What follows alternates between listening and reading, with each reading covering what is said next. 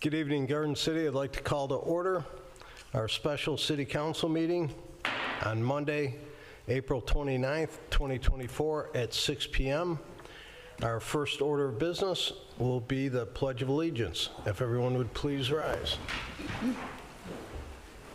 I pledge allegiance to the flag of the United States of America and to the republic for which it stands, one nation, under God, indivisible, with liberty and justice for all. Mr. Smith, if you take roll, please. Mayor Jacobs? Here. Mayor Pro Tem Dole? Present. Councilmember Karafotis? Here. Councilmember Squires? Here. Councilmember Earl? Here. Councilmember Witt? Here. Councilmember Lynch? Here. You have a quorum of 7. Thank you. Okay, item 4 is our budget workshop, and the first one is Community Development Department, which is Building, Planning, and DDA. Mr. Matt Miller.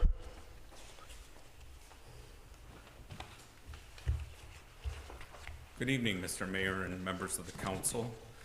This is the portion of the agenda for the presentation from my department. So it does, in the Community Development Department, does encapsulate planning, building, DDA, and it's a total appropriation of $1.66 million in our budget. It is a new position to the city, and there are, the next slide there. So just to see, it is a new position to the city, but a number of those duties, of course, were carried out by other people, or when I was working as the clerk, supervising the building department, planning department, the DDA, neighborhood stabilization, and also the Property Maintenance Board of Appeals. So that's all being handled through community development and my duties.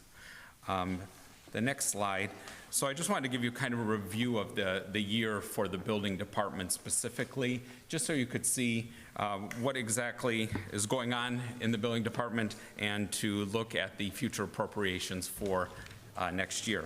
So we had 2,085 permits were issued, and then of course commercial, residential C of Os, and then that 372 rental certification. That I wanted to point out specifically, we're working in conjunction with the police department and the registration of rentals, vacant properties. All that's being handled with over in the Records Bureau, and they're doing a really good job of communicating to us who needs rental certs, when the rental certs are invalid, all of that. And so it's been an increase, and we're really trying to work on having the rental registration and having compliance with the rental program for people who aren't in compliance. So it's been a real good working with Kelly over at the police department, getting all the rental certs done. And also when you go to the next page, also the vacant properties, and that's a registration of vacant properties in accordance with our vacant property registration ordinance. Permit inspections, total of 6,149. So we have people going in contact with residents and businesses every single day. I mean, if you divide that by our working days, it's amazing. So we do have a lot of contact. The counter is busy. And of course, in the spring in the building department, it really gets busy because people can do work in the spring, summer, fall. So they're starting their permit process now. So we have not lines at the building department, but the building official, the building administrator, and both Margot and Brenda at the front desk are busy almost all day long waiting on residents and developers that come into the city. Of course, any issues that come up, then they contact me and I deal with those issues as they come up. I also put in 1 NSP and 2 dangerous buildings for last year. The NSP was not one that we worked through our regular program, but the developer for the NSP program did acquire a property outside of our foreclosure process. He got it through regular foreclosure, but I did help him kind of through the process of that. And then he was able to acquire a home on the corner of Bach and Farmington, completely renovate the house. It was beautiful. It was in really poor condition before, and he did a good job. So I wanted to take a little bit of credit. They did a lot of the work, but I did help him through the process to acquire another home. He believes in the city, and he, of course, is investing his own money. That was completely all on his own, and he did a great job on that. Another thing on the bottom of the page I wanted to give a little bit of a little tidbit about our online permits. So we did start an online permit process. And so we're going to have kind of a full rollout, but I did want to let you know, kind of before I left being the clerk, we were working on that program where you can do an online permit. Specifically, people who pull a lot of permits, like family heating and cooling, they don't have to come in anymore. They can go online, fill out the permit application. They can pay for the permit application. They can schedule their own inspections too, so they don't really even have to come in, and they can do it at their, when they're convenient, they can do that. It then sends an email to our inspectors, so they, every day they print out where they have to go, and they take that permit and they go out. And so I'm not going to do a full rollout, but this is available and people are starting to use it. We wanted to get some of the glitches taken care of and make sure it was running smoothly, but family was one of our guinea pigs, and it's working out really great for them. So. The planning division, the next page, 8 planning commission meetings, a ZBA, over 800 zoning inquiries. So since I've been back, I'm also doing zoning inquiries too. And so Mario works just 1 day a week, and so I'm able to provide services because I'm here 5 days a week. And so we can get some zoning inquiries. And then, of course, we did the zoning amendments, which the council would know, 4 site plans and 3 special land uses. And then also that last one, certificate of occupancy use statements. We're working on every business getting a full use statement for what exactly is going on in the building, is the use permitted, so that we know. And when we have new C of Os, then what they tell us is the use that is in there is what they should be doing throughout their business. If they want to alter it and it's within the zoning district, we do permit that, but we just need to know.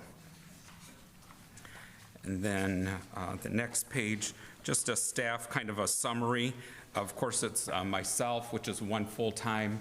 Building is 1.6 FTE, so that's the 2 clerical that are working in there. The DDA, we have a quarter-time person there. And then McKenna, which is our contract provider for planning, is about a 0.25 full-time equivalent. And then Bocelli, we have 4 full-time and then 3 inspectors that I'm supervising, all of them. And then the downtown maintenance, Gary Carter is 0.25 or so. I always want to call him Gary Clark because in Wayne, our downtown maintenance, actually our DPW director was Gary Clark. So I always refer to Gary Carter as Gary Clark. So I even told him, I said, I'll call you the wrong name. I'm sorry, I'm new, but I'll refer to you as who I used to know, I guess. So then the next page is for Community Development Director, kind of our 2024 projects, looking at implementing the MISHDA Housing Readiness Grant, current business introductions. I'm in the process of actually mailing out a letter to all of our businesses, introducing myself, putting a business card in, having them either contact me, either phone, email, anything like that, to reach out to all of our business that we have. One of the things that is most important for any economic development or community development is that we maintain what we have, and if there's a problem with our current businesses, that we address that. So I want to do that. Future business connections, community events, of course, the Lucky Squirrel, the Chili Cook-Off, the Veterans Banner Program. As you know, we are full for all 40 for this year, and I'm already taking for 2025. I've started working on that. Those will be out for Memorial Day. All the banners will be up downtown. Also, a project I'm working on is available properties, so that we're going to have a list of properties that are available, a picture of it, the zoning, the contact person, either a taxpayer record or if it's listed for sale, and then also working on kind of a northwest, northeast quadrants of the DDA, hopefully looking at a charrette, which is kind of a community-based design ideas for kind of those quadrants, kind of the Planet Fitness quadrant, the Kmart quadrant, to look at what uses could occur there and get an idea, picture of what would be the best fit, the best density, to address parking, all of that on those quadrants. And then also some community visits, looking at some other communities that are similar to ours, and look at the applicability of our downtown to their downtown. So ours is not a two-lane road downtown. We have a 6-lane road downtown. So it is a little different for us. And then I do plan to attend the MDA and the MAP conferences this year. So, and that's all that's listed in my budgets. And I think that is all I have. If you have any questions, I'll be happy to answer. Anyone? Mayor, I have a question. Councilwoman Karafotis. That's great that you're contacting all the properties, and you said that you're going to put something up so that it's available for everyone to see, people that are interested in renting the properties. Is that going to be on the Garden City webpage or just on the DDA or? It's going to probably be on just on the main one, and it'll just delineate what are the DDA, what are the outside the DDA, so. I mean, ones that are available. Correct. Maybe that's something we could put on our city website, so if someone's actually looking to come to Garden City, that's the first place they would go. Maybe the link would send them over to the DDA. It will be on our main page, the city page. That's what I was asking, yeah. Yes, Okay. it will. Thank you. Mayor, Councilmember Earl. just a couple of things. One, I love the online permit program, and I'm really liking the direction that you guys are going with this and modernizing it. I think it's going to help make it easier for businesses to look and see if this is a good fit, so keep up the good work. Mayor, Councilmember Karofotis. on what Councilman Earl just said, is that just for businesses, the online permits, not residents? No, it's residential too. Okay, Yes. thank you. And that's going to start soon for residents? It is live right now, but we just don't have a tutorial going Okay. yet. But some people are figuring it out. So if they do a garage sale, they can do the permit. It's actually that easy. Okay, So, great. Right. Anyone, other comments? Okay, thank you, Mr. Miller. Next is our final review of our 24-25 budget. Mr. Doherty. All right, thank you, Mayor. This evening, just want to give an overview of the 24-25 budget. I'll explain to everyone a little bit how their taxes come about and what makes up their annual budget. Slides coming up. There we go. All right, so for the record, along with this presentation, I just wanted to make sure we listed who was the sitting mayor and council as far as this goes. There we go. Now, to begin with, I want to give a brief discussion of taxes themselves, explain some of the terms that I may use during the presentation. The true cash value of a house is what the buyer would actually pay to purchase the property. State equalized value, otherwise known as the assessed value, is approximately half of what the city believes the home is to be worth, and the assessor makes this decision every year by factoring the neighborhood in which the property is located within the city. In some neighborhoods, values increase more than others. To determine what your value will be, if it were sold and uncapped, the value would go to the assessed value from taxable value. So the amount the property is allowed to be taxed is limited up to 5% a year, and recently we've seen the inflation maximum of 5%. To indicate the process, there's some small numbers, on how the state of Michigan calculates the increase in taxable value, which is required to be placed upon the taxpayers. The state uses an average CPI over a fiscal year of October to September. As indicated on the screen, last year and this year, both inflation rates were greater than a maximum of 5%. As indicated in the red, and over the last 5 years, the total amount of millage increase was over 16%. The amount of the increase was not dictated by the city, but is actually mandatory by the state. Tax bills are mailed out twice a year. Summer taxes are mailed out July 1st and are due August 31st, allowing 2 months for payment. The winter taxes are mailed out on December 1st and are due February 14th, allowing about 2.5 months for payment. And as you'll see on the screen, individual taxes are due in either the summer or the winter, but the school tax is split with half due in the summer and the other half due in the winter. Questions often of what you pay compared to your neighbor. You may pay more taxes than your neighbor, or you may actually pay less. The most significant reason for this is due to uncapping. Uncapping is what happens to the property's tax rate when a new homeowner buys their house. Unlike the previous owner who may have had the benefit of paying a lower tax because they lived in a home for a long time, a new homeowner may pay twice the taxes because they purchased the home at a high price compared to the previous owner.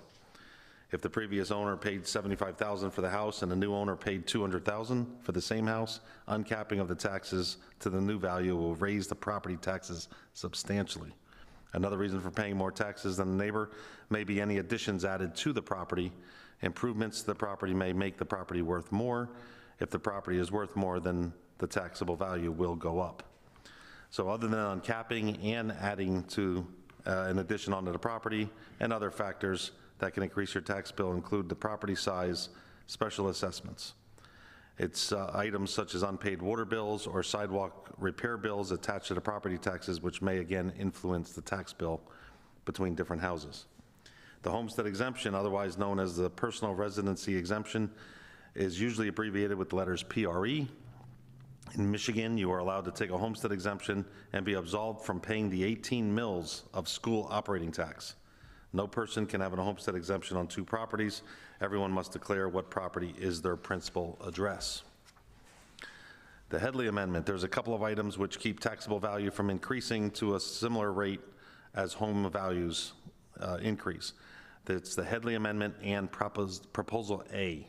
Both govern how quickly property taxes can increase, as well as permanently reduce tax rates during certain periods of economic growth. When property values increase dramatically over inflationary increases, the city must permanently roll back the tax rate. This is called being Headleyed. Currently, since inflation is strong, Headley does not affect our present situation. So what is a mill? Taxes are computed by using a millage rate. A mill is $1 of tax for every $1,000 of property value. Currently, in the city of Garden City, the average principal home is approximately $53,000. Therefore, each mill assessed to the home will be approximately $53.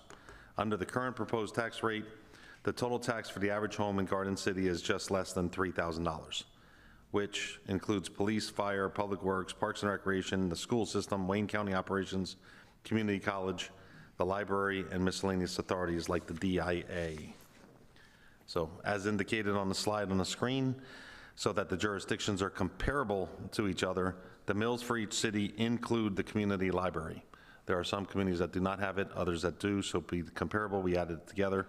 As listed, Garden City's tax millage rate, including the library, was 25.639 mills in 2023.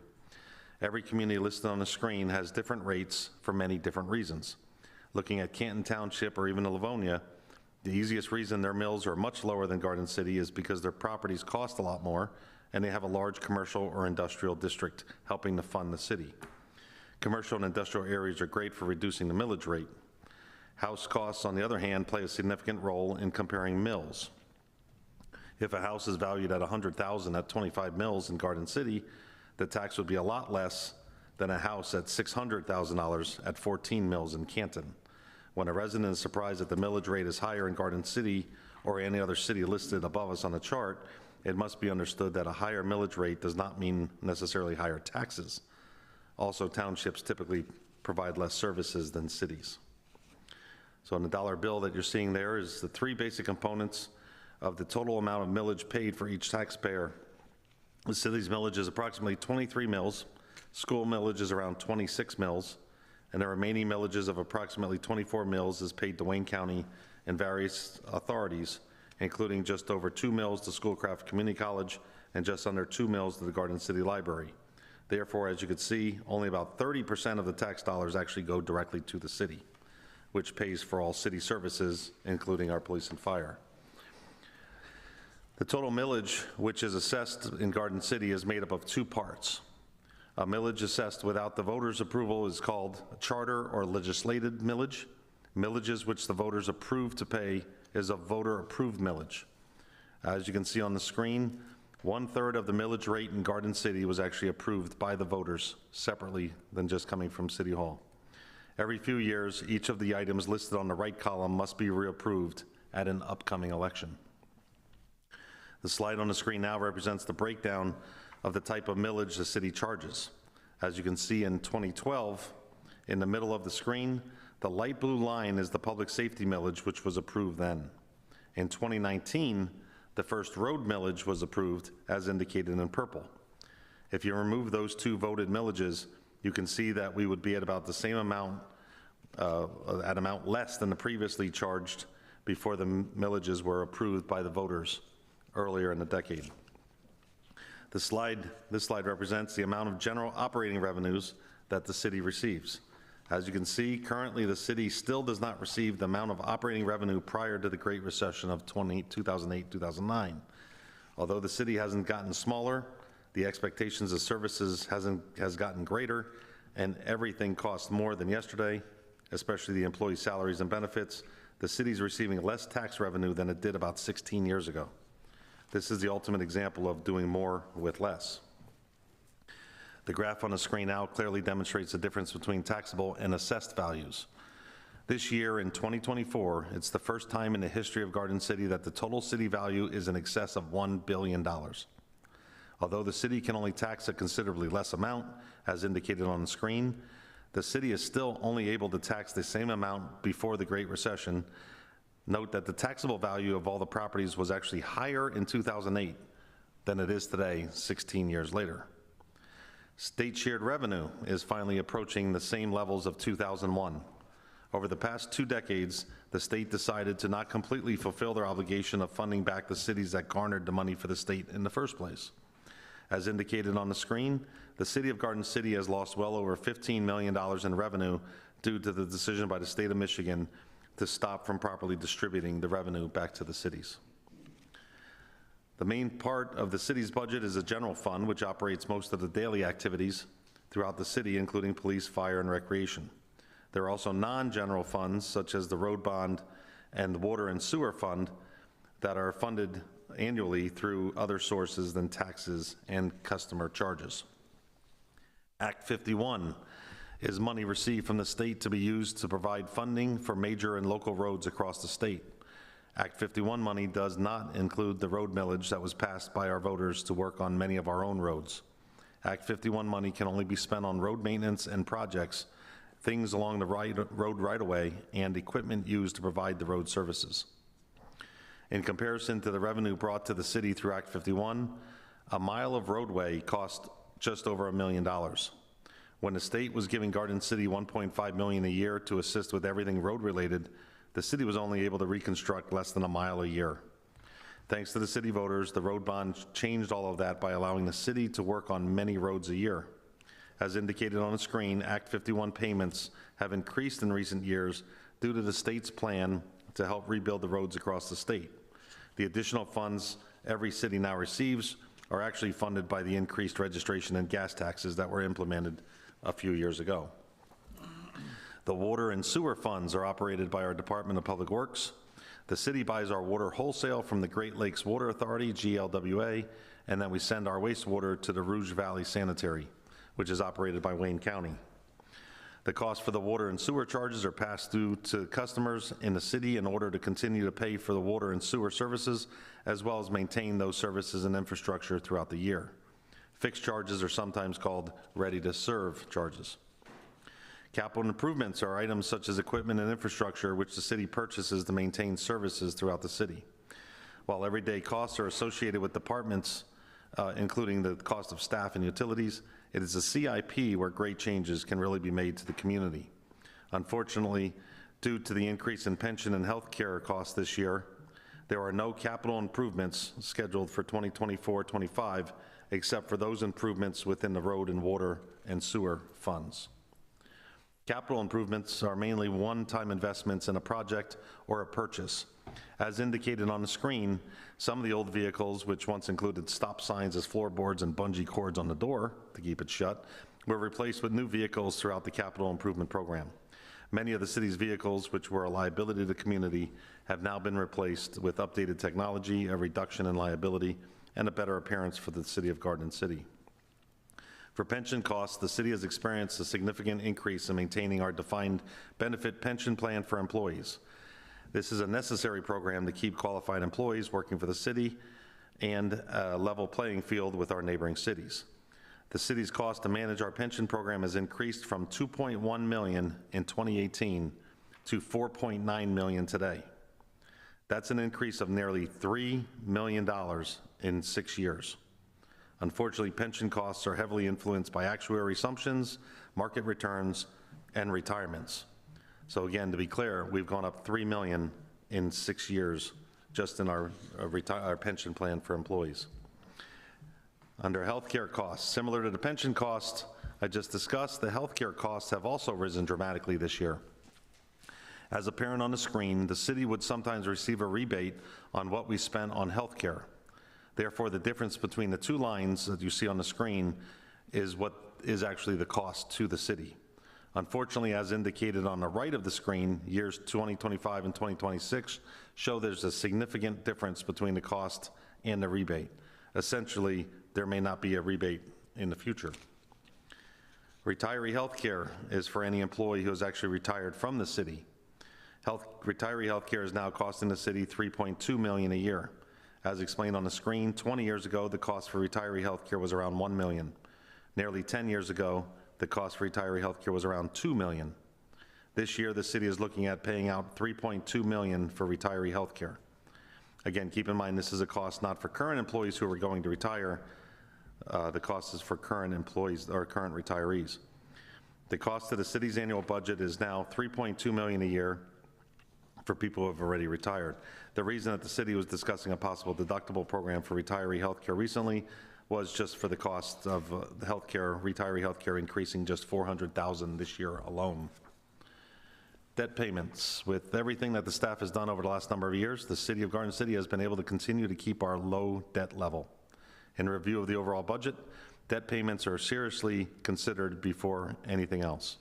In fiscal year 25-26, a debt of approximately $500,000, which was being paid with general fund revenue, will be paid in full. This is indicated on the screen by the red bar on the bottom left that disappears as the future continues. An area of the budget that shows the strength of the community as well as the ability for the city to pay its outstanding bills is our fund balance. The fund balance could be what most people refer to as having money in the bank. Some of the fund balance could be earmarked for special projects, while most of the fund balance could be unregulated. It is the intent of the city to always try to keep a secure fund for a rainy day. With an increase in cost this year for the pension and the health care, having a strong fund balance is a positive thing. The public safety millage brings in approximately $2 million per year, but the police and fire departments combined have an annual cost to the city of nearly $14 million. The $2 million is used to supplement directly to the current budget of the two departments, but again, does not cover the actual cost of the two departments themselves. At a cost of $30.29 per year per property, that's again $30, the lighting, special lighting assessment attracts approximately $350,000 to the city. After many years of establishing the fee depending on the street lighting costs, in 2018, the city decided to establish a flat annual fee. Since setting the fee at $350,000 a year, the current lighting costs are now in excess of $650,000. Beyond the lighting assessment, the difference in cost is being paid out of the general fund. The street lighting assessment was established in 2011 to pay for the annual cost of street lighting as well as maintenance and any other projects deemed worthy. This assessment was not designed to be sunset. In regard to where the city revenue comes from, the bright red portion of the graph on the screen shows the taxes received by the city. As indicated, taxes make up just over 50% of the actual city's revenue. Meanwhile, the state revenue sharing in the gray color is nearly 1/3 of the remaining funding for the general fund. Regarding the general fund expenditures by department, as you can see on the screen, nearly half of the city's general fund budget is used to provide public safety for our residents.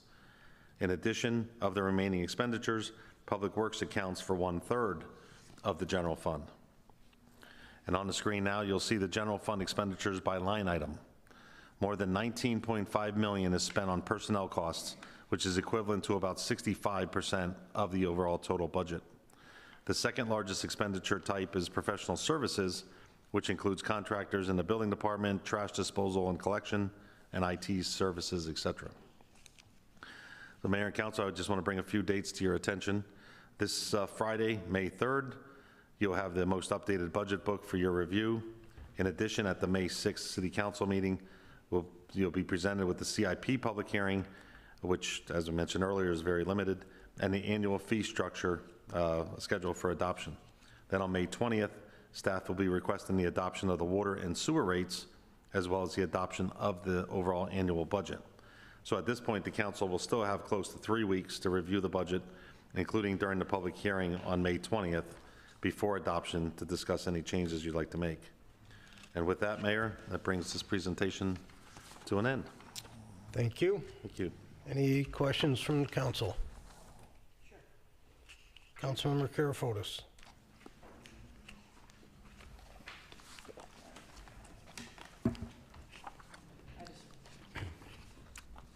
clarify, we were talking about the lighting. Yes. And said that, you know, our taxes are paying 350, or, I'm sorry, 350, and right now the bill is around 650, so the city's paying for 300?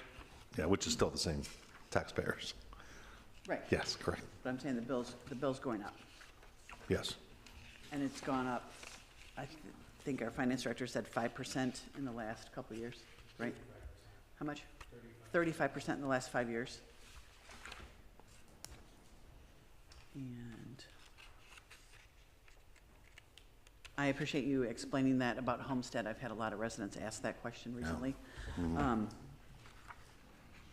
And we talked about this before. When it's Homestead, your taxes are less than when you're, own a home that you're renting out, correct? Correct. Is that considerable difference? I know we talked about this before with landlords that own many properties. Yes, so if you're homesteaded, you do not pay the school operating tax, which is 18 mils. So the difference would be between, like, right now, we pay about 55 mils. Obviously, the 18 mils would bring it up to 73 mils. And then one other question about capital improvements. There's no capital improvements for this year, other than Radcliffe? Yes, it'd be Radcliffe, obviously, with the ongoing grants, and then also capital improvements through the DPW that are being funded through the roads and the water and sewer. Does that include, I know we're putting a certain amount of money away for the ambulances, an ambulance that we have to buy in the Yes. future. Isn't that under capital improvements too? That's separate. in the fund. Yes, it's really what that is not actually a cash payment. It's a designation of the fund balance to go directly towards the ambulance. And that's under capital improvements, though, right? Yes. Okay, I thought I saw it. That was some of the regulated or unregulated for our capital. Okay, So that's regulated 50,000 a year. Yeah. But it doesn't include an actual cash payment. right, we're just kind of saving that Holding money it. for that. We decided that a couple years ago, right? Yep. Right, that's what I'm saying. I knew Solid. that was on there. Solid. Okay, that's all I had. Okay. Any other questions? Well, are we going to go over the budget itself? I mean, or that's just it? No, we'll take any questions you have. We have more You have time also. questions? Tonight's the final, That's the of last course. presentation. Yep. Okay, well, I have lots of questions. Anybody else want to go first? It's all you. Okay. One of the things I noticed on the budget that we talked about is the hospitalization it's going way up. So how are we estimating that? Blue Cross Blue Shield. So typically, every year, we meet with our representative, like an agent who represents the medical insurance company. Typically, we have a meeting in late March, early April, where we get our new rates.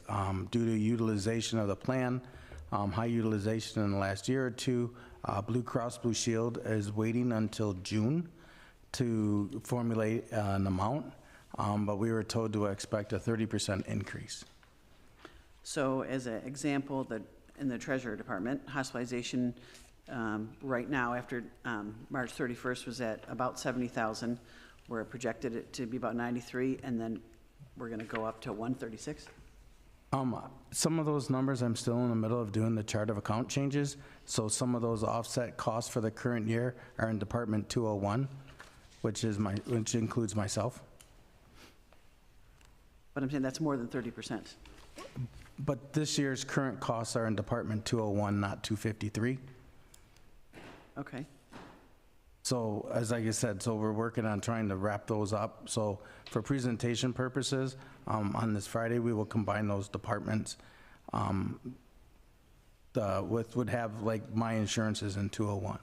Okay, and then similar with the retirement for that department, it's right now at 97, estimated to be 130, and then we have it in the budget for 209? Correct, that would include right now, my retirement is in Department 201. It will be, we're doing the budget with the new chart of accounts. It'll be in 253 for next year. Okay, so you're getting rid of 201, and that's why it's going up Yes, so much? ma'am. Let's see, what else? While she's looking at, can you kind of go over MERS and how they adjust the valuation and how it affects the city? Thank you. So, that's okay. So so every year we fill out like a census of information, or throughout the year, MERS collects that information. We tell them how much our employees are making towards that, and at the end of the year, they use what they call an actuary, which is somebody who believes they can predict the future, and they develop formulas. Well, for several years, the typical return on investment is always, that they've always used, has been 8%. And then within the last 4 to 5 years, they've rolled that down to 7.75, 7.35, and 7%. So this drastically changes the value of the assets we have predicted going forward, because now they just took, 1/8 of our, or, a considerable portion of our expected return, they removed. So then they all of a sudden say, well, since you're short, you got to pay it back. So that's why, a lot of times, why these costs jump throughout the year. And when reviewing the MERS report, it'll tell you there is an assumption change, as they call it, throughout the year. Another things they also change typically is expected lives, based on, over some period of time, they'll change the life expectancy tables. And, they use a lot of predictive elements to try to give you an amount due in the future, but the city has always paid the required amounts that they need for their current employees and the retired employees. Okay, thank you. I just had some people that were confused on MERS and why we had to adjust so much, so I was just kind of getting the explanation for them. It's not by the city's choice. Right, yeah, thank you. Okay. And the other thing, I just wanted to know if you could explain to the residents, me and you talked about last week about insurance, how it's, the budget is like 50, but actually it's like 230, and then it's back to 50. Can you explain that about how we prepay for it and then get a refund? Yep, so we belong to a company, insurance company, as most other companies throughout the state, called MRMA, MMRMA. The way the plan is set up is we have a funding pool, as they call it. So we fill the full funding pool at the beginning of the year based on usages throughout the year, and return on investments.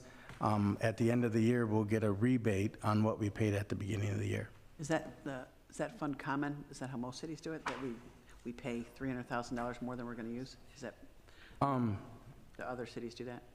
So yes, some do that belong to, in the MRMA, yes. And what's the other option? Only some cities do it. What do the other cities do? Well, the option is they give you a rate and an expectation of what they think you're gonna use, and if you did less than that, then they don't give you a rebate. So the option is this is more of a self-funding mechanism where they make sure that we're gonna fund it, and if we don't use it, we get it back. So we're actually considered as being self-funded for this program, so we pay our insurance as it's needed, versus them just once again, using actuaries, developing a rate, and saying this is what we expect you to use. Typically, of course, they're gonna try to do their best to not lose money on us, but if they were to make money on us, we don't see any return on that, on those costs. Okay. My other question is the salaries and wages for the police department. So right now, we're at about 1.9, estimated about 2.7, or 2.3 if we did it for 12 months, and then it jumps up to 3.2. It's $1 million additional salary?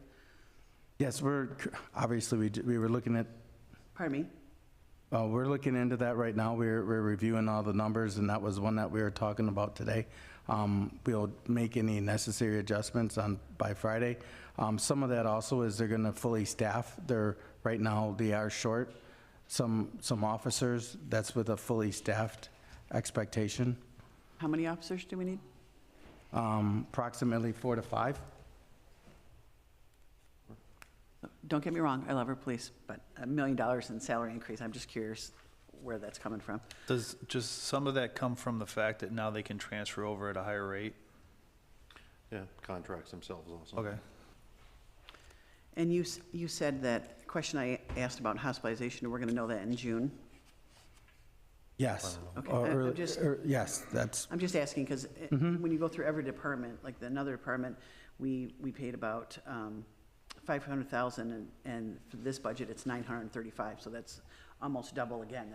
$500,000, so, Correct, but that department I believe you're referencing was considerably short on employees until recently. it's the PD. It's the PD? Well, they were, I'm sorry, I thought you were speaking of the fire department, but yes. Okay. And then,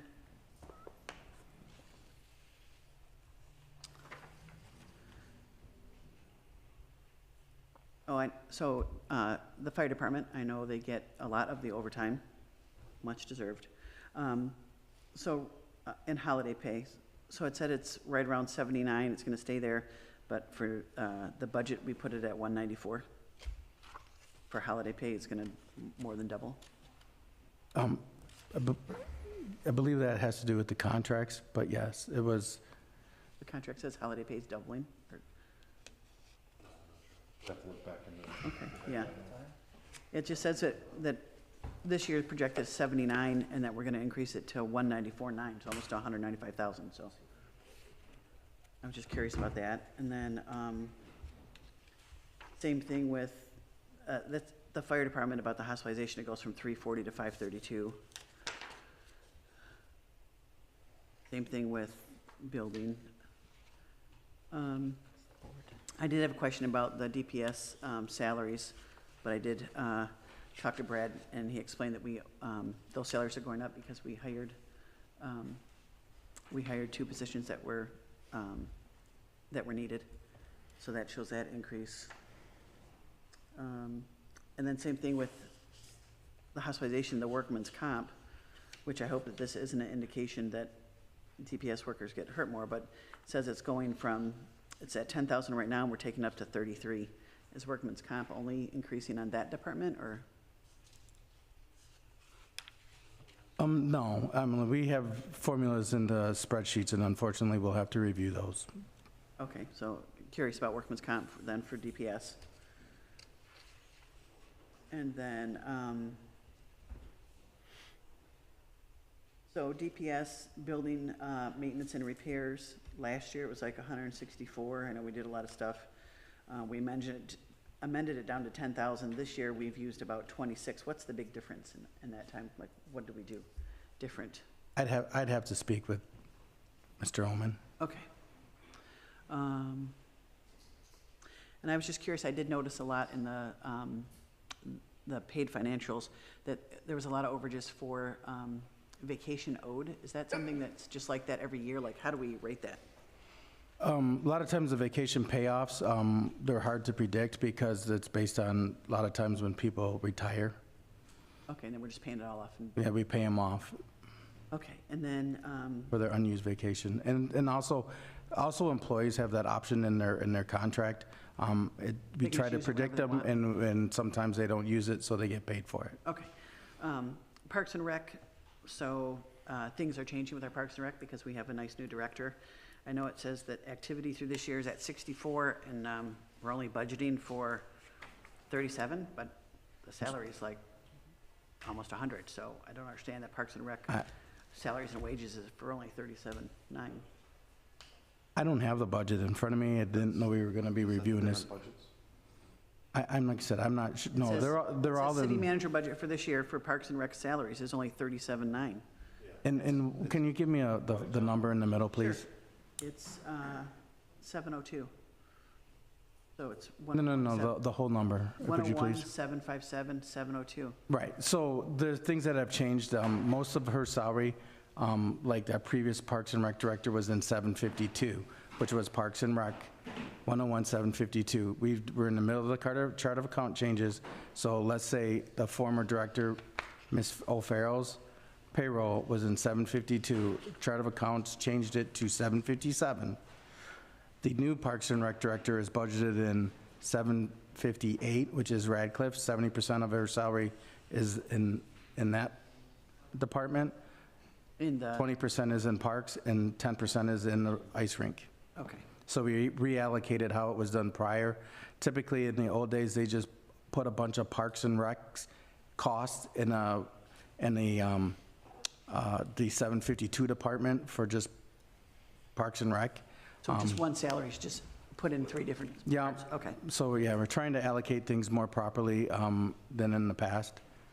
but we're doing it for this year, right? Working on that now. We're working on it now. It'll be in place by the end of the year, certainly for next year. But we're budgeting next year already for that to be in place. Okay. And then for the Radcliffe Center, the operating supplies, right now we're at 63, but we're budgeting next year for 10. There is some costs involved in that and opening the center that we're not anticipating. Also, there's a couple different supply lines that came over in the chart of accounts, the change. Yeah, So, and that's the only one that's in the budget for next year, the 10,000. So I thought the operating budget is things like all the supplies, so all the art supplies, all the Correct. sewing supplies and all that. So I know it's more than $10,000. That's why I'm asking. There's a lot of things, you know, supplies for the classes and everything. And we're not putting anything in there for building maintenance and repairs for Radcliffe? building maintenance and repairs is going to actually go through a DPW account For Radcliffe? for all city buildings. Okay. And then, there's nothing in there for HVAC preventive maintenance at Radcliffe? That'll be in the other department as well. Okay. And then I see that we are increasing our estimated electric for Radcliffe because that's going to kind of, well, be using, 40 computers. That's why it's going up so much because our electric's going to go up so much. Yes, and also we're just anticipating that, and like as you mentioned, increased usage as well.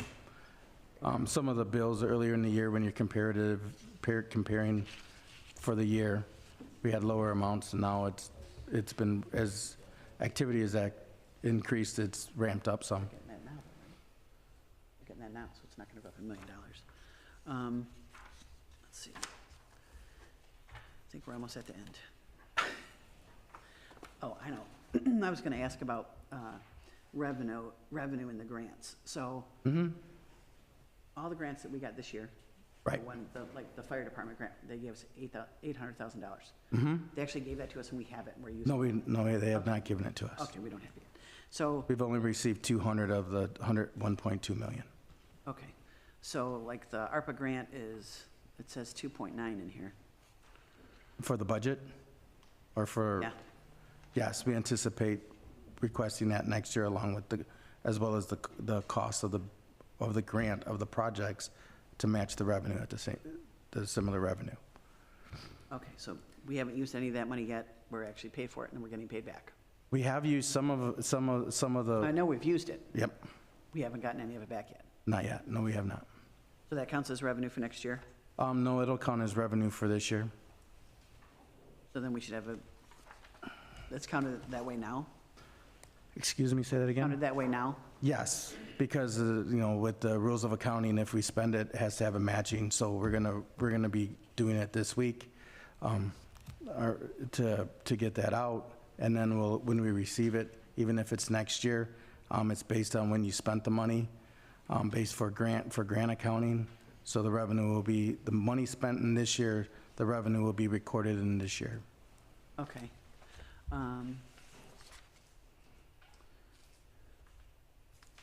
I saw in the, you talked about it a minute ago during the presentation about, what's it called? The part that we said the ambulance was gonna be in and like before, we bought all the vehicles. What's that called? Unbalance? No.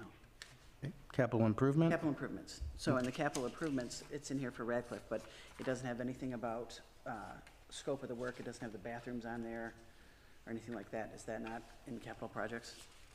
Now, right now, the expectation is if the roof is gonna be included in the grant, there won't be any money to do anything else. It would be basically the gym, the entrance, and the roof.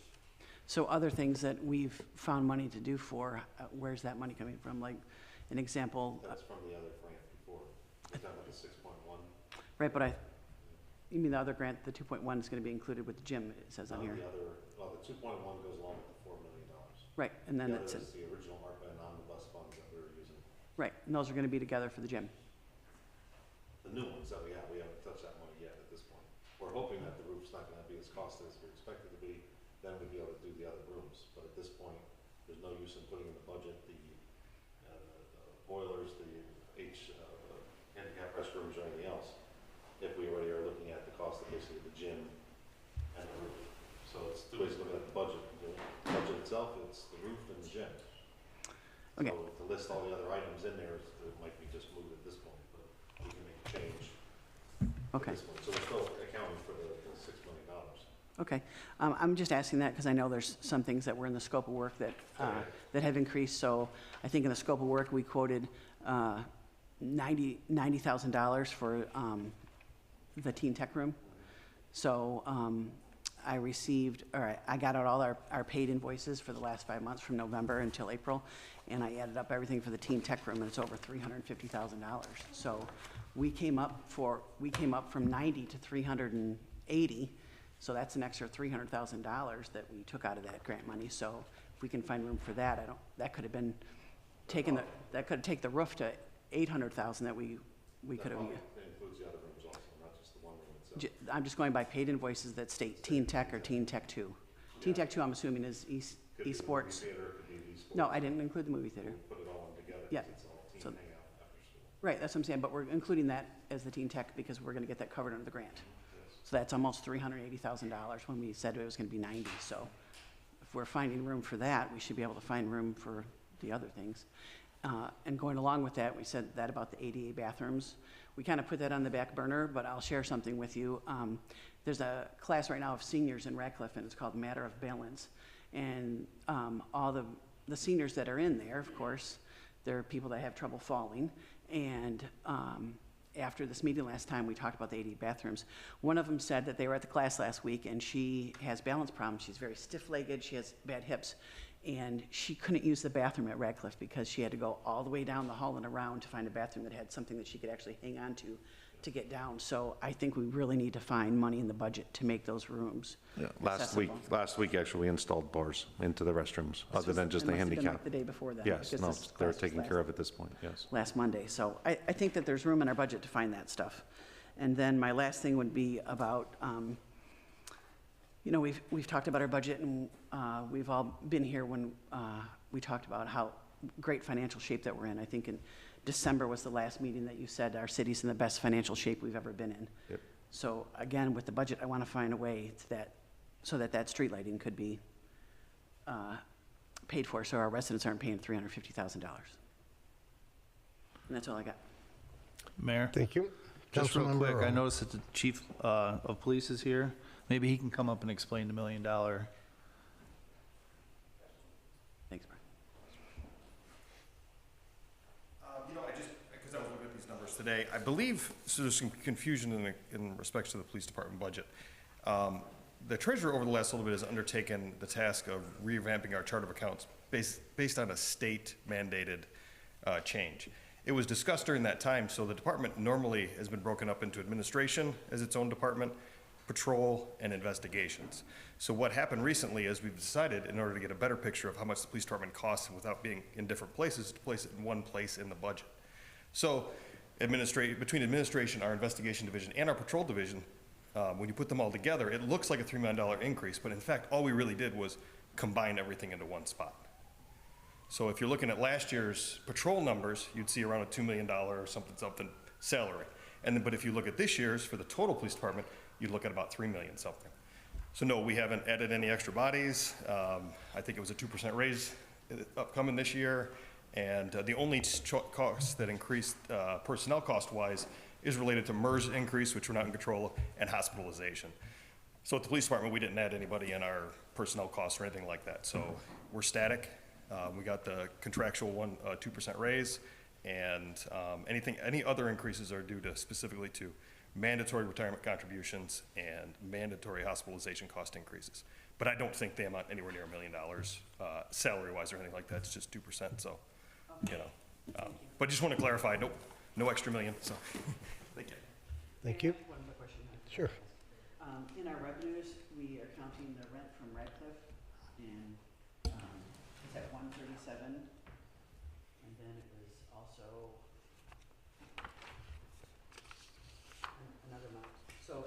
Does that 137 include both renters? Yes, it does. And then I have a question about that. After getting some information, I didn't see that the rent increase was applied. It says in the lease Yeah, it's supposed to be correct. 8% since last September, so then that rent would even be increased, correct? Correct.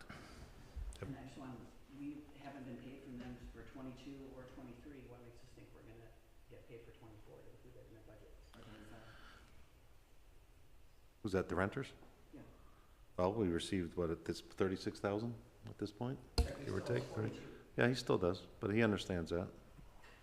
Well, I want to understand that. I want our residents to understand that. Yeah, What makes us well, think that that's gonna keep in mind the T-Lab building actually was fully renovated by T-Lab.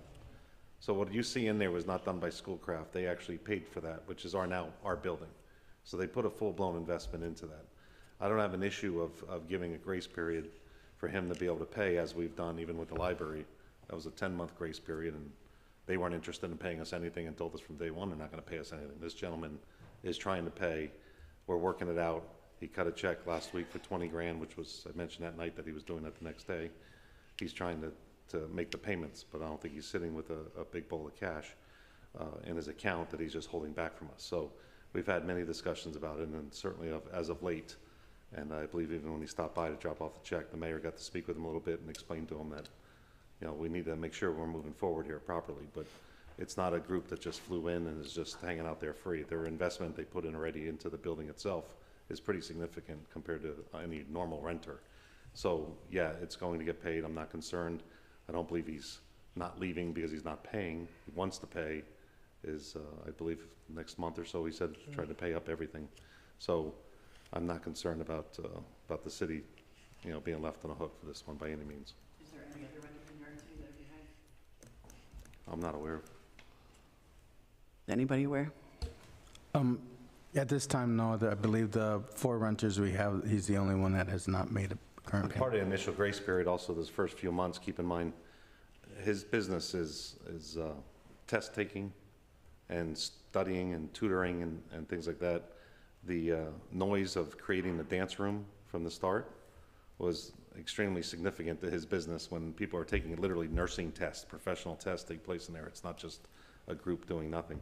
The Wi-Fi was extremely spotty at the time, again, for a company that's connected to the internet for everything we do. So we went through, which we didn't bring to the council on a regular basis, of the dealing with the vendor that's clearly business is being ruined during that time.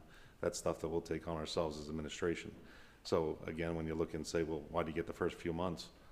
Yeah, it was pretty painful for him to try to keep running and us, but we weren't going to stop building up the gym or the facility just because of the renter. So Did Head there's- Start get the same leniency? No, they are not focused on the internet, nor are they quiet.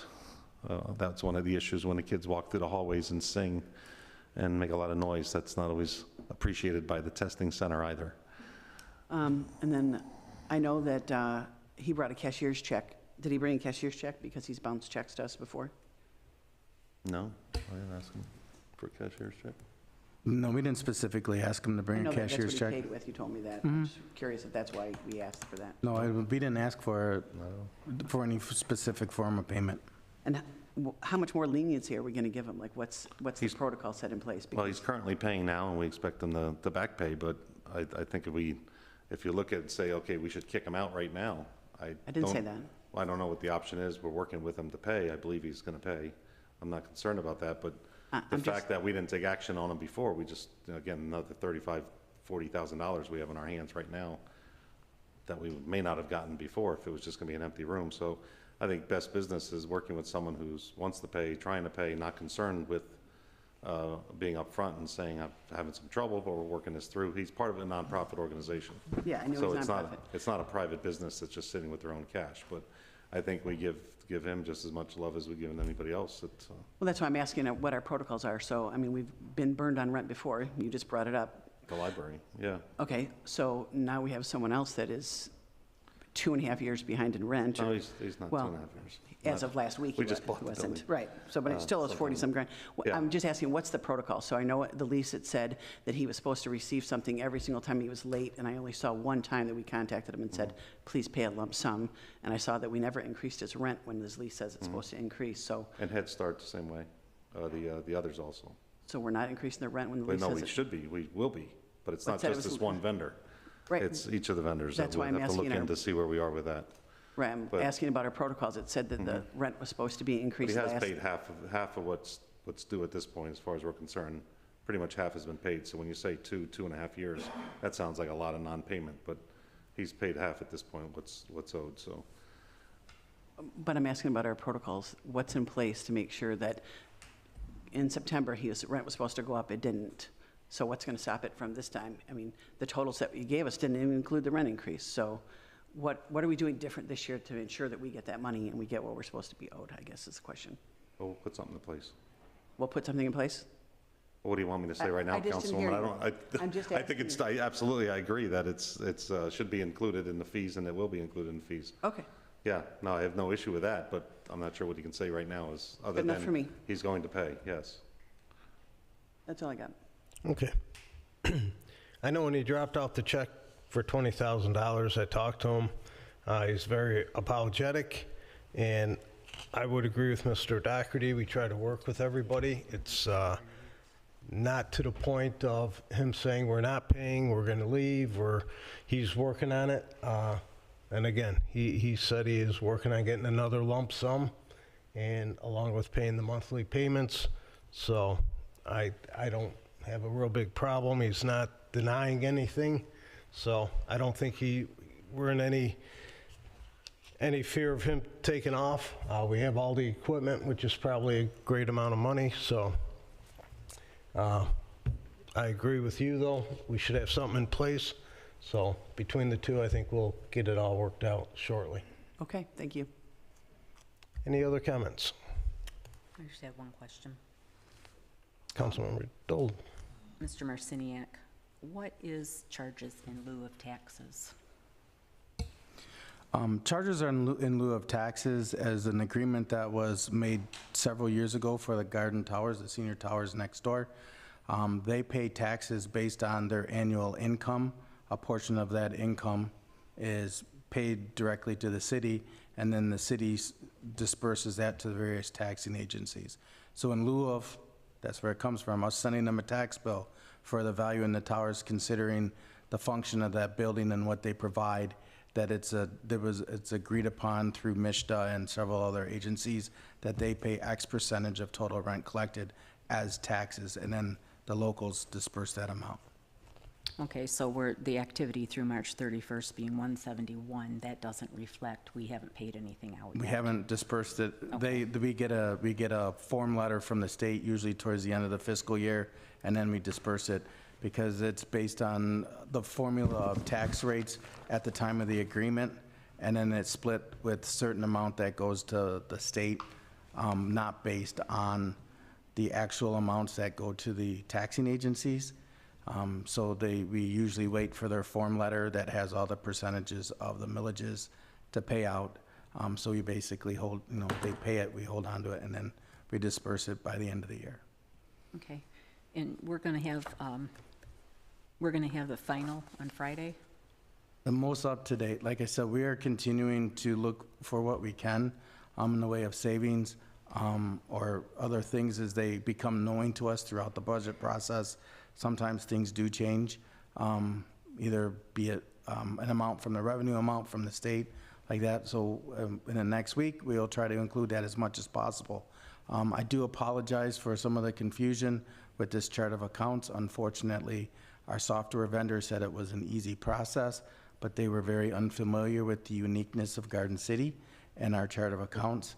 It has been a very manual process.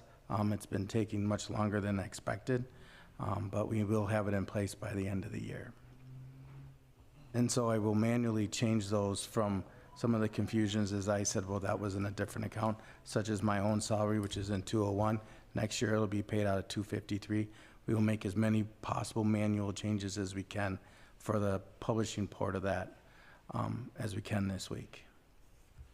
All right, thank you. Mayor, I'm sorry, I have one more, bringing up the towers. Is that Section 8? I am not familiar exactly with that, how it is funded, but it is it is through a MISTA program. So Because if it was federal, like, I think that they have a certain amount that they pay every year for, or rent-wise, right? It's based on I get their income statement every year to begin calculating what they owe. So it's based on like roughly 10% of their income, and then, then that's what they pay. And then the state tells us, back in the day, I believe the operating cost for school was like 35 mils.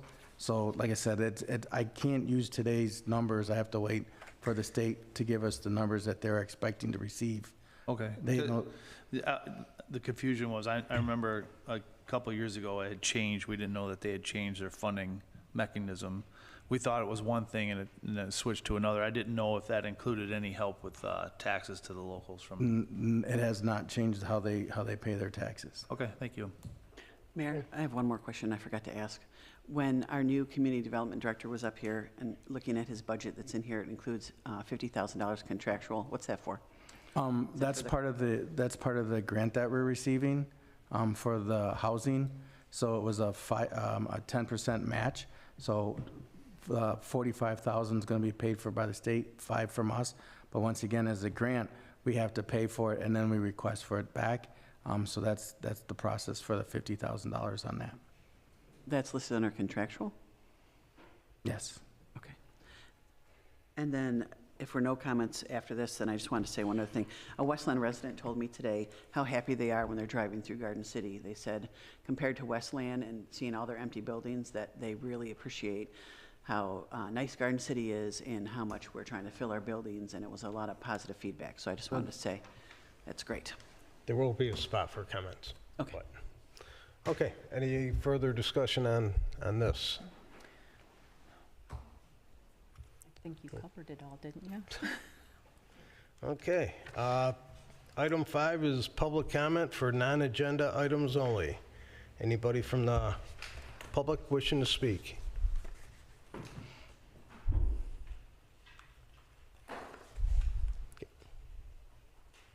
evening. Thank you for all the information on the budget. So we can't speak on the lighting assessment? I just want to say that it was presented to the residents in 2011, 2012, and 2015 as if it would be sunsetted. So there was an interview with Mayor Walker in 2015 on the Observer, and he specifically said that they hoped it would go away when the property values came up. I was at meetings for 2011. I've watched several council meetings covering the lighting assessment, 2012, and so on. And the residents were led to believe we were making a concession to help because of the recession. And the same thing with the police and fire millage. It was supposed to be a one-time thing. And the voters have renewed that, and I have nothing against police and fire, but I think we need to choose our words carefully.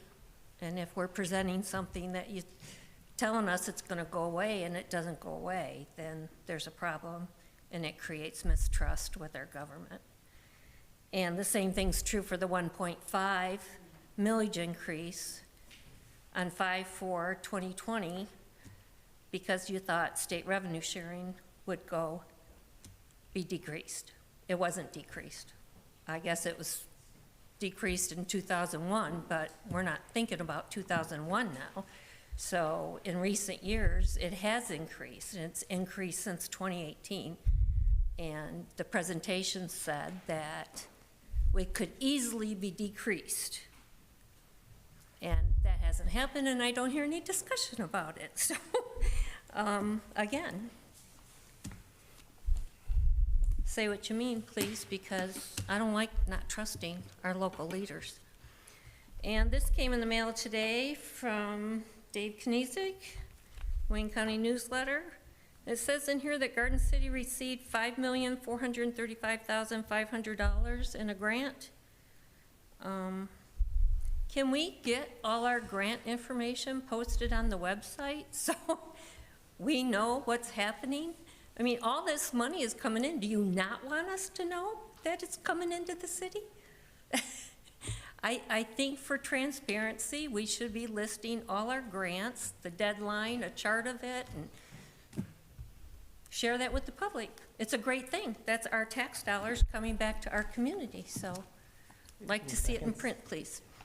Thank you. Thank you.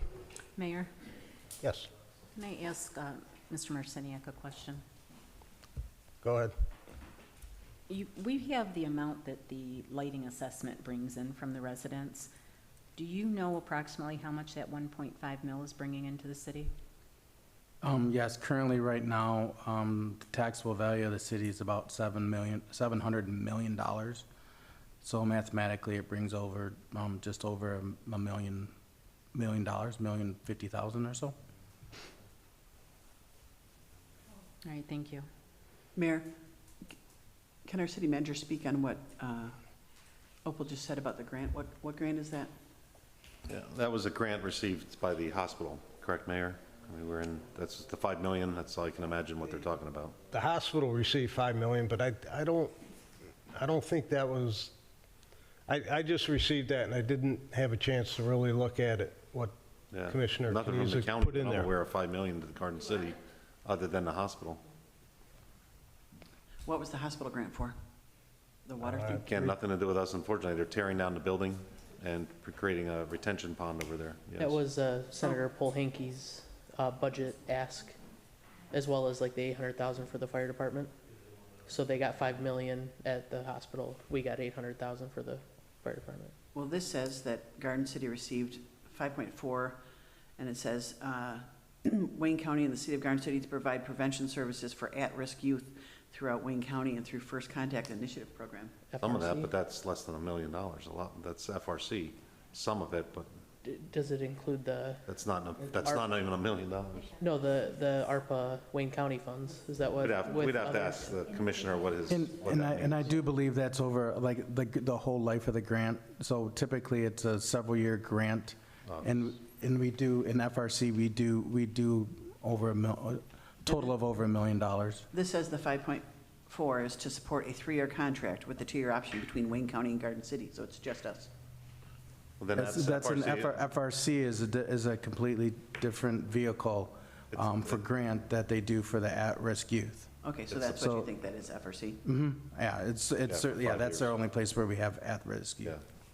It's not a direct grant, it's a reimbursable as they work with clients, and they get reimbursed as the process goes. It's just an ongoing business. It's not $5 million just given to the city. That's the assumption of a 5-year contract with our staff working with the youth. And with the FRC, I think that's the total amount that they're allowed to. They don't achieve 100% of total usage of that grant. Okay, further public comment? Yes, sir.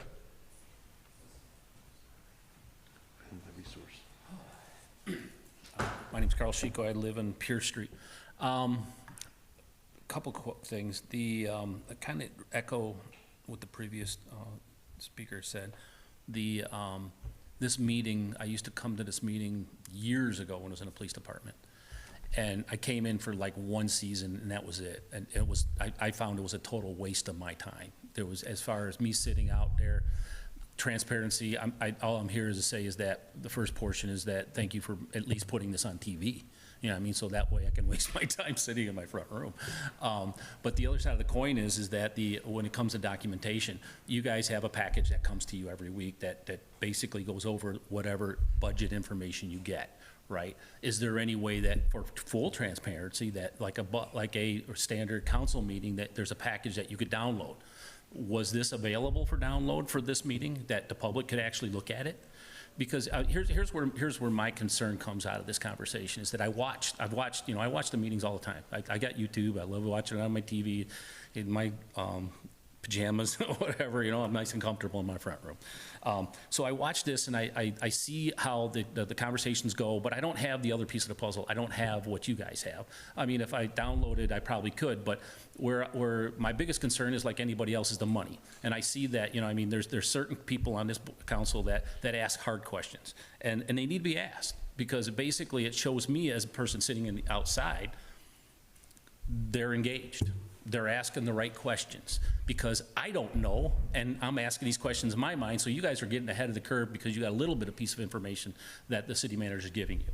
And he's giving you probably just enough to go away, in my view. I mean, when I look at the conversations that have taken place, and when it comes to the money being spent in the city, I'm kind of appalled the way the vote went last week. And it comes to the whole point is that there's a person on the council, or a couple of people on the council that were asking hard questions. And me as a sitting there watching this go down, it's like, the other ones aren't asking any hard questions. They're just sitting there. Now, are they, like they said, we went down and we talked to the city manager, and we had that conversation at his desk. I didn't see that. I'm just sitting here watching you guys do nothing. So when election time comes, you might want to get off your bump, off the log. I honestly believe that. You know, I mean, it's just, and it's the way it's being translated on the TV that you're not participating in this conversation at all. So you need to get involved. And instead of when you're voting, you know, you got conviction to it, go for it. But if you're guessing, don't guess. Don't act like you're guessing. Come to a vote and have some opinion about it, at least. So with that being said, I would like to see more transparency out of the future budget meetings. I could get into more conversations with the street lighting and all that stuff. There was a lot of falsehoods that were put out. I work for DTE. I'm not representing them here today. That's time. But a lot of bad information put out on this council that was just so disappointing to watch. Thank you. Thank you. Mayor, if I could real quick. So Commissioner Kniezek said he's gotten a lot of questions about the grants and their purpose. He's polling both of them so he can share information with everybody. He wasn't. Okay, thank you. Go ahead. In response to you, there will be the proposed budget that I will provide council on Friday, should be on the website by Monday of next week. And we do that every year. It is posted a few weeks out before the public hearing. And I know this is a draft that we get that we're looking at, and I'm not sure how many people are gonna print out two-sided of 117 pages.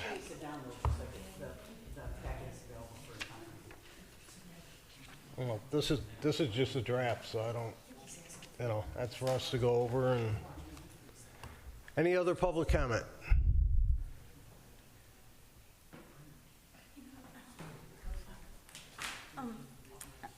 Please state your name. My name is Beth Nearhood, and I'm a newer homeowner here in Garden City. I am from the east side, and I lived in Grosse Pointe Woods, Grosse Pointe Farms, Grosse Pointe Park is all the places I've lived, along with Dearborn Heights.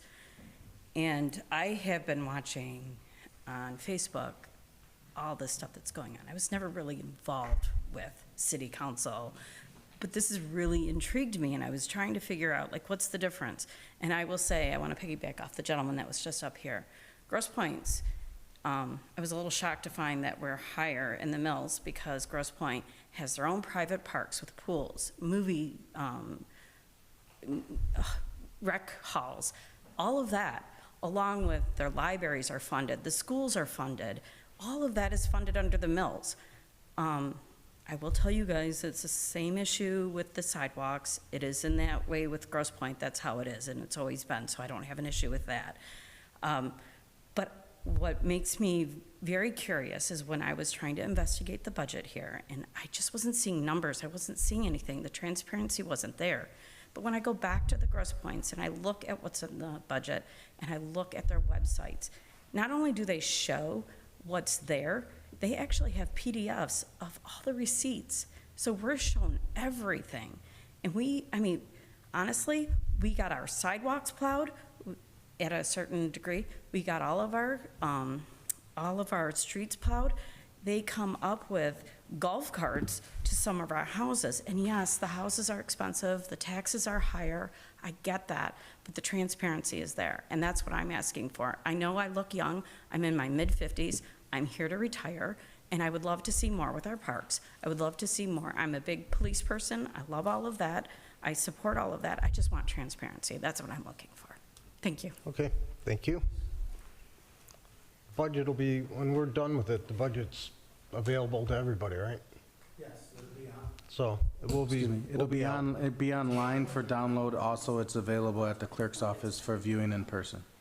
Mayor, I think one of the problems is these people are asking for the budget or the estimate of the budget so they can ask questions when we're going to tell them, because they can't ask tonight. The only time they can ask questions is next time. So we already have the budget. They're not going to get it till after we approve it. How can they ask questions about it? Excuse me, they will get a proposed budget in a week for 2 weeks before the public hearing On the website? to review. Yep, Okay, is that every year? every year. We've done that. There we go. They can download it from the website. Is it available in print too? Yeah. Yep, it is available for print, so you can view it at the clerk's office. It can be printed at the clerk's office, and it should, I believe, the packet for the last council meeting that is posted online, the complete packet, it should be included in there, as it was a consent agenda item when the council received it. I can double check to make sure, but it should be, everything the council receives before council meeting, we normally post it on the website prior. So for tonight's meeting, there was only one page on the website probably, because council only received the one-page agenda for tonight. But any supporting documents for agenda items, normally the Thursday, Friday, the Friday before the meeting at latest, gets posted on the website for review. Okay, thank you. Thank you. Any further public comment? Okay, no further comment. Mr. Smith, I think you had something to say? Yeah, Mayor and Council, so I received an inquiry regarding adjournment of city council meetings.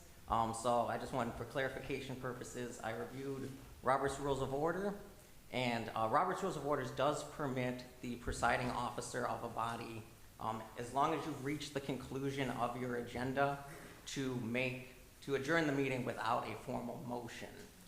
It would require a formal motion, say, after the Pledge of Allegiance today, if for some reason we needed to adjourn, it would be required to make a formal motion, majority approve.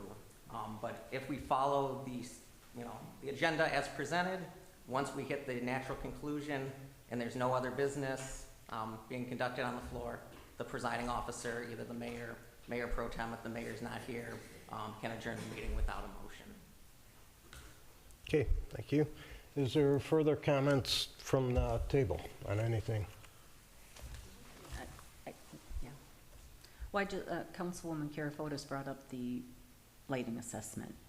Is there a way, when you're looking at this, the budget again, the one that we'll get on Friday, is there a way to work that into it to let us know?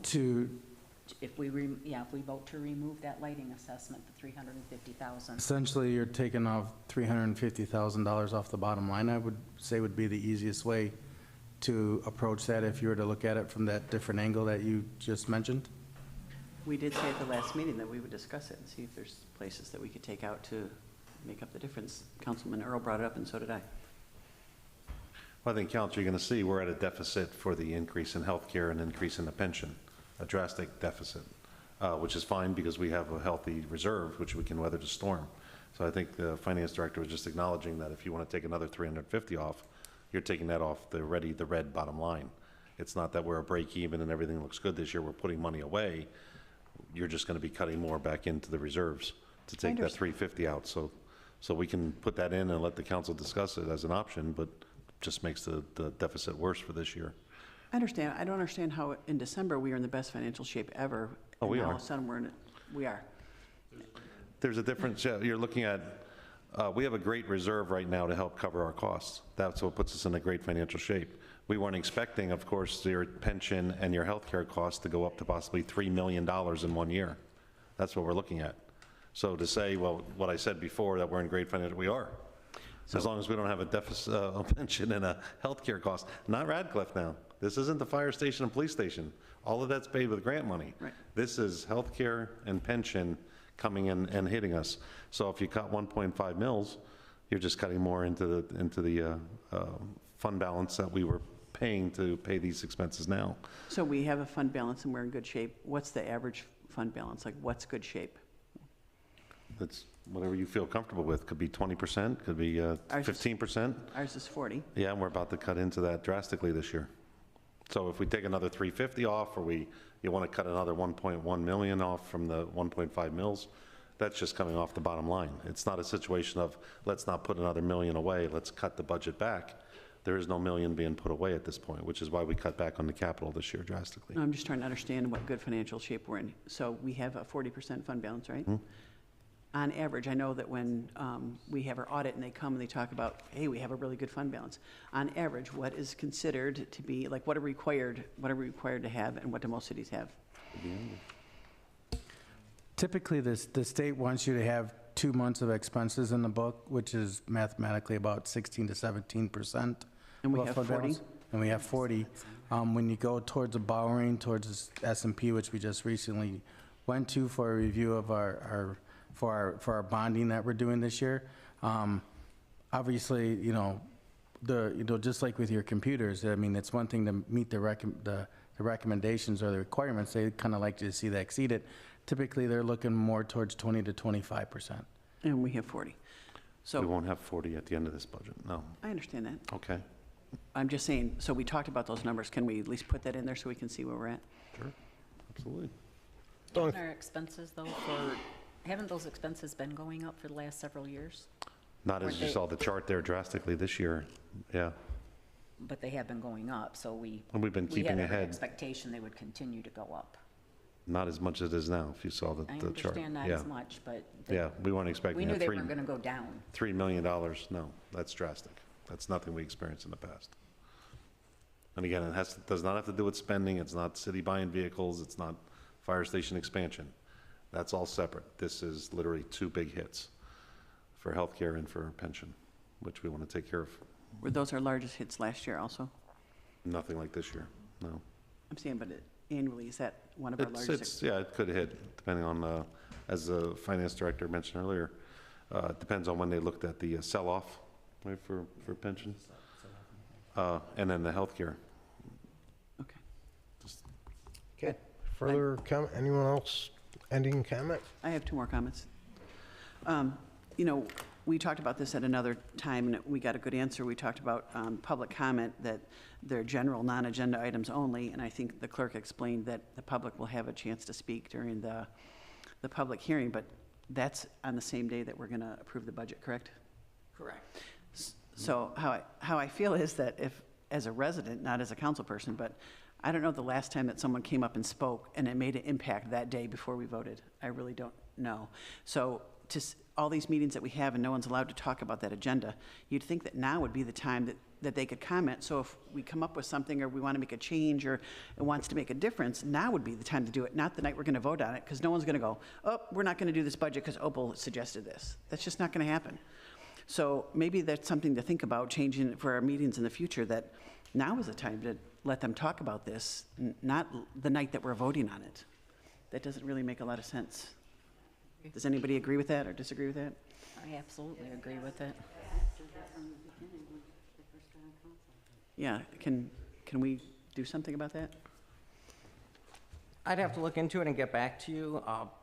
A lot of the rules for public comment are governed by the city council rules of procedure as well as the city charter. So I would have to see, if it's something that council could amend by their own rules of procedure, or if it's, in the charter that we would not be able to.